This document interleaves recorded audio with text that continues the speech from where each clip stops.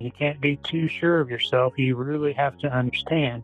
And it's a continuous education of how to read your environment and so on and so forth.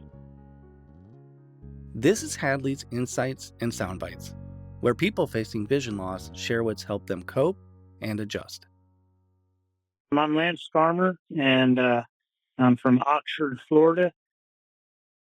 I have the trifecta. I have glaucoma, macular, and I had a couple of strokes.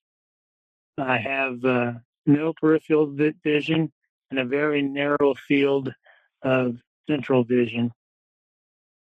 So my first clue was in my work, I couldn't see the computer very well, but I just thought I needed new glasses. And I noticed that out in the field, I was having more difficulty seeing machinery and so on and so forth.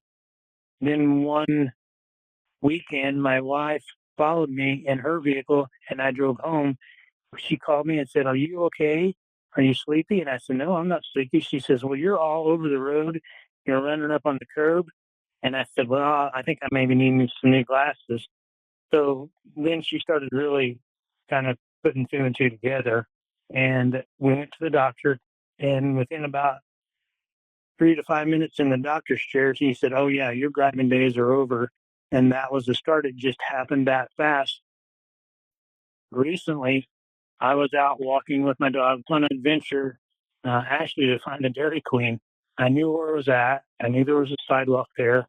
So I took my family pet, but on the way back, I used my cane to follow the ramp. But long story short, I got out into the center of a 4-lane highway and I came face to face with a semi truck that was screeching its brakes and laying on its air horn and had a near miss there. And that really grounded me to the fact that you can't be too sure of yourself. You really have to understand. And it's a continuous education of how to read your environment and so on and so forth. So I came home, I threw that white cane in the trash and I sat down and I told Bailey, my dog, I said, "I'm done. I'm not walking anymore. We're just going to sit here." And that lasted about 30 minutes. I had a big regroup and I took my wearable magnifier back to that corner, looked through the Viewmaster or the view, and understood the lay of that. So I educated myself, and then I got help to how to understand that intersection a little bit more. And I think that was a turning point for being grounded, not to get ahead of yourself, but also not to give up. You don't know it all. You still have to keep learning. You still have to keep trying. You still have to be aware of your surroundings. So that experience grounded me 100% to, you're not done learning.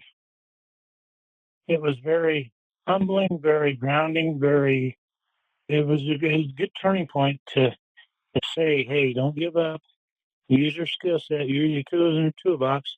You can survive. You can make it happen." You never know who might need to hear your story. To share, just leave a message on our Insights and Soundbites voicemail. You can call 847-512-4867 or record a message on your smartphone or computer and email it to podcast@hadleyhelps.org.